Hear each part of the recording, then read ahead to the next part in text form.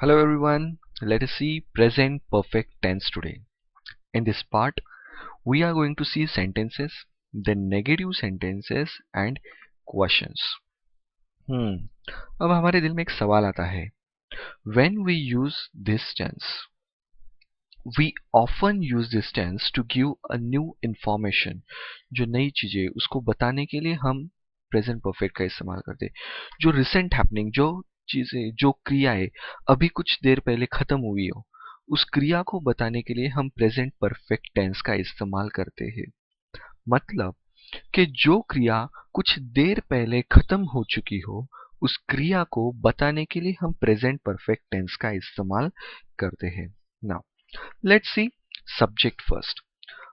हमने सब्जेक्ट को two parts में डिवाइड किया है. सब्जेक्ट के थ्री टाइप्स आते हैं. First person, the person who speaks, जो व्यक्ति बात करता है उसे कहा जाता है फर्स्ट पर्सन. सिंगुलर में आता है आई एंड प्लूरल्स में आता है we. Then come second person, the person to whom you are speaking, जिस व्यक्ति से आप बात करें उसे कहा जाता है second person. Singular is you and plural is also you. Then comes third person. Third person means what? The person to whom you are speaking about. जिस व्यक्ति के बारे में आप बात कर रहे हैं उसे कहा जाता है थर्ड पर्सन. सिंगुलर में आता है he, she, it and name and plurals में आता है they. Now let us jump to the formula first. देखिए, हमने सब्जेक्ट पढ़ लिए. सब्जेक्ट के 8 प्रकार होते हैं, वो हमने देख लिया. Then comes to be. Now, to be means what?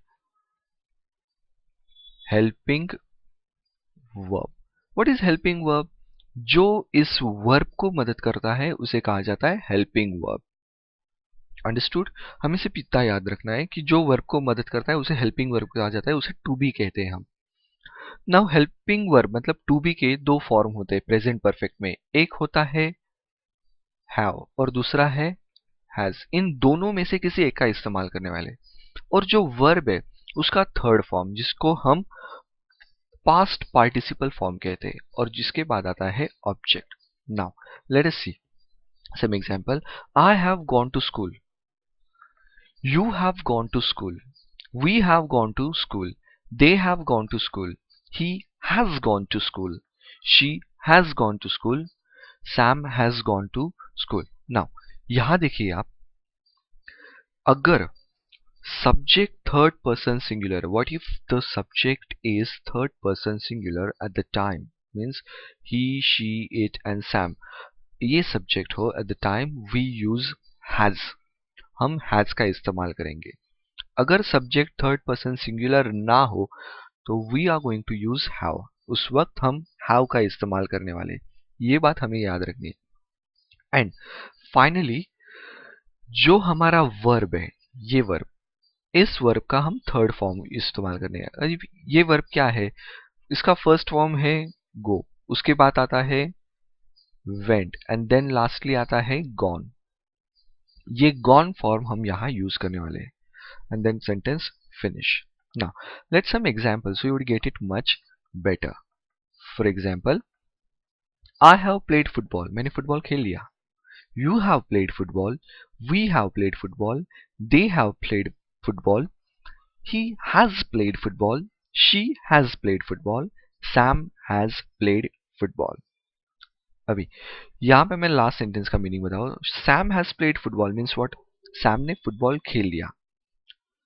Understood? Now let us see negative sentence in present perfect tense. See, I have written the same formula which I have used in present perfect tense. मैंने वही formula लिखा है, but सिर्फ उस formula में मैंने slight change किया है. अभी वो स्लाइट चेंज क्या है आपको सामने दिखाई देगा. जो हमारा टू बी है, मतलब जो हेल्पिंग वर्ब है, exactly after that I use this not word. When we use not in that sentence, but it is necessary where we are going to use that not. It is very important. If we use that not exactly after our helping verb, means exactly after to be and before verb, that sentence becomes negative sentence. Isn't that simple? See, example, I'll make my sentence with they. They के साथ मैं एक sentence बनाता हूँ. They have not played football. उन्होंने football नहीं खेला. Understood? Then see another example. Sam has not played football. Sam ने फुटबॉल नहीं खेला. Understood?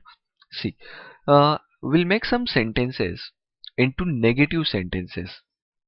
For example, I have played football. देखिए ये जो सेंटेंस है मैंने as it is यहाँ पे लिख दिया है. बट मैंने क्या किया? आई हैव प्लेड फुटबॉल, मैंने फुटबॉल खेला. I have not played football, मैंने फुटबॉल नहीं खेला. अंडरस्टूड? एग्जैक्टली आफ्टर हैव मतलब एग्जैक्टली आफ्टर हेल्पिंग वर्ब के तुरंत बाद मैंने नॉट का इस्तेमाल किया एंड वो सेंटेंस नेगेटिव बन गया. कितना आसान है ये. सी another example. You have played football, you have not played football. We have played football, we have not played football. They have played football, they have not played football. He has played football, he has not played football. यहाँ पे भी देखिए हमने has के तुरंत बाद not का इस्तेमाल किया and that sentence becomes a negative sentence. Isn't that simple? See another example. She has played football, she has not played football. Sam has played football, Sam has not played football. See now अरे negative sentence तो हमने देख लिए, फिर से negative sentence क्यों देख रहे हैं हम? यहाँ पे हम नेगेटिव सेंटेंस के कुछ शॉर्ट फॉर्म्स देखने वाले हैं जहां हम शॉर्ट फॉर्म्स यूज करने वाले हैं. यहाँ देखिए हमने हैवंट यूज किया है. हम पहले क्या यूज करते थे? हैव नॉट का इस्तेमाल करते थे. अब हैव नॉट एंड हैवंट ये दोनों एक ही है. हैव नॉट का हैवंट ये शॉर्ट फॉर्म है. सिमिलरली हैज नॉट का हैजंट ये शॉर्ट फॉर्म है. सो हैज नॉट के बजाय हम हैजंट यूज कर सकते. Let's see some examples so you will get it much better. I have played football, I haven't played football. Isn't that sounds good? ये सुनने को अच्छा लगता है. See another example. You have played football, you haven't played football. We have played football, we haven't played football. They have played football, they haven't played football. He has played football, he hasn't played football. She has played football, she hasn't played football. Sam has played football, Sam hasn't played football. Understood? Now let us jump to the questions. See, मैं वही formula लिखता हूं जो हमने present perfect के लिए लिखा. अरे बट हमारे फॉर्मूला में क्या लिखा था हमने? सब्जेक्ट के तुरंत बाद आता था टू बी. बट ये मैं भूल गया क्या? नहीं, हमारा जो टू बी था वो आगे जाके बैठ गया एंड सब्जेक्ट टू बी के जगह पे. मतलब what we have done here, we have exchange the place of to be to subject and subject to be. इन दोनों की जगह हमने एक दूसरे से बदल दी तो हमारा सेंटेंस क्वेश्चन बन गया. Isn't that simple? What we have to do is we have to exchange the place of subject to be and to be to subject and that sentence becomes a question. Wow, isn't that simple? See example. Have you played football? क्या तुमने football खेला था? Has he played football? क्या उसने football खेला था? I'll give you some example. I'll transfer some sentences into questions so to get it much better. I have played football. Have I played football? यहाँ पे देखिए what we have done, हमने have को आगे लिया और I को have की जगह पे रख दिया and that sentence becomes a question. Understood? See another example. You have played football. Have you played football? We have played football. Have we played football? They have played football. Have they played football?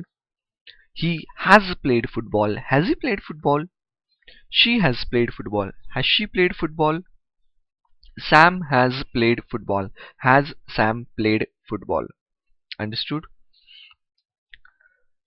Thanks for watching my video. Please subscribe and like the video.